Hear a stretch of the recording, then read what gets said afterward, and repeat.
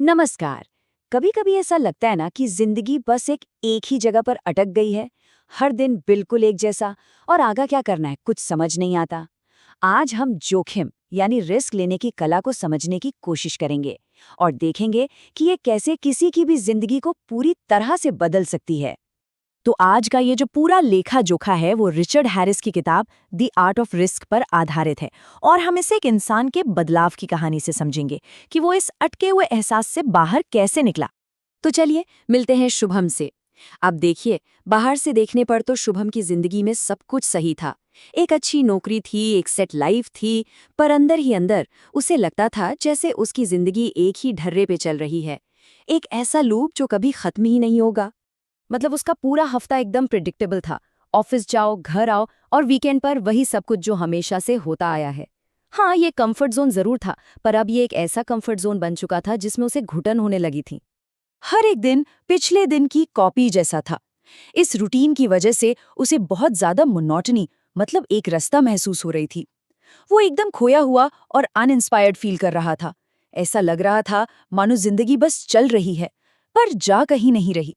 और फिर एक दिन अचानक ही उसके हाथ एक किताब लगी जिसका नाम था द आर्ट ऑफ रिस्क। बस इसी किताब ने उसे एक ऐसे जबरदस्त आइडिया से मिलवाया जिसने आगे चल के सब कुछ बदल कर रख दिया। तो इस किताब का पहला और शायद सबसे जरूरी सबक ये था कि जो लोग सच में रिस्क लेते हैं ना, वो लापरवाह नहीं होते। अरे असल में तो वो सबसे ज्यादा तैयारी करने वाले लोग होते हैं।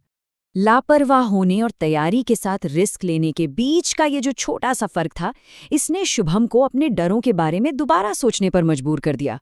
और तब उसे ये एहसास हुआ कि अरे वो तो अब तक हर तरह के रिस्क से सिर्फ बचता ही आया है। और बस इसी इंस्पिरेशन से उसने फैसला किया कि वो अपने पैशन को, अपनी फोटोग्राफी को एक मौका देगा। ये एक छोटा सा रिस्क था, पर शुभम के लिए ये बहुत मायने रखता था। लेकिन उसने सिर्फ सपना ही नहीं देखा, उसने असल में एक प्लान बनाया। जो फेल होने का डर था ना, उसे उसने छोटे छोटे मैनेजेबल स्टेप्स में तोड़ दिया ताकि वो सच में आगे बढ़ सके। अब इस नए कॉन्फिडेंस के साथ शुभम ने किताब से सीखी हुई बातों को गाइड बनाकर अपने दूसरे डरों का भी सामना करना शुरू कर दिया। उसे ये समझ आ गया था कि हिम्मत का मतलब ये नहीं है कि डर ही ना लगे। नहीं, हिम्मत तो उस डर का सामना करने के लिए जो तैयारी और प्रैक्टिस की जाती है ना, उसका रिजल्ट है। और ये बदलाव किसी बड़े काम से नहीं, बल्कि छोटे छोटे कदमों से आया। जैसे ऑफिस में एक प्रेजेंटेशन देने के लिए खुद ही वॉलंटियर करना, या फिर एक दोस्त के साथ ट्रैक पर जाकर अपनी ऊंचाई के डर को चैलेंज करना। उसने धीरे धीरे अपनी बाउंड्रीज को तोड़ना शुरू कर दिया था। उसके सफर का अगला और बहुत ही जरूरी सबक था ये समझना कि फेलियर मंजिल का एंड नहीं है, बल्कि फेलियर तो मंजिल तक पहुंचने के रास्ते का एक इम्पॉर्टेंट हिस्सा है। ये आइडिया उसके लिए एक गेम चेंजर था।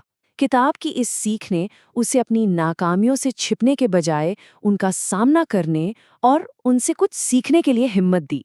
अब हार उसके लिए कोई बोझ नहीं थी, बल्कि एक नया सबक थी। पता है उसने क्या किया? उसने बकायदा एक डायरी बनानी शुरू कर दी, जिसमें वो अपनी हर फेलियर और उससे मिले सबक को लिखता था।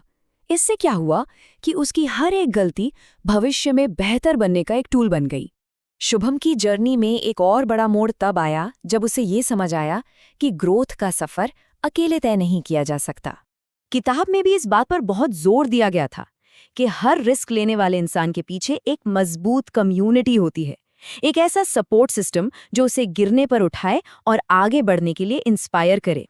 तो शुभम ने भी यही किया। उसने एक्टिवली अलग अलग कम्युनिटीज का हिस्सा बनना शुरू किया, अपने फोटोग्राफी ग्रुप से लेकर ऑफिस की टीम तक।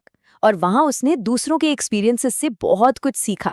देखिए, पहले शुभम हर चैलेंज को अकेले ही फेस करता था, और इसकी वजह से उसका डर और अकेलापन दोनों ही और बढ़ जाते थे। पर जब उसने अपने एक्सपीरियंसेस दूसरों के साथ शेयर करना शुरू किया, तो उसे सिर्फ एक सेफ्टी नेट ही नहीं मिला, बल्कि उसे इंस्पिरेशन, ग्रोथ और कॉन्फिडेंस का एक नया जरिया भी मिल गया। तो आखिर में शुभम का ये जो ट्रांसफॉर्मेशन था, वो कोई डेयरडेविल बनने के बारे में नहीं था। ऐसा नहीं था कि वो बस लापरवाह होकर खतरे मोल ले रहा था। नहीं, ये बदलाव था अपने कंफर्ट जोन से बाहर निकलने का, पर पूरी तैयारी और सोच समझ के साथ। ये आराम की जगह ग्रोथ को चुनने का एक कॉन्शियस डिसीजन था। शुभम की कहानी हमें यही सिखाती है कि एक छोटा सा वेल कैलकुलेटेड रिस्क भी जिंदगी में एक बिल्कुल नए और बेहतर चैप्टर की शुरुआत कर सकता है।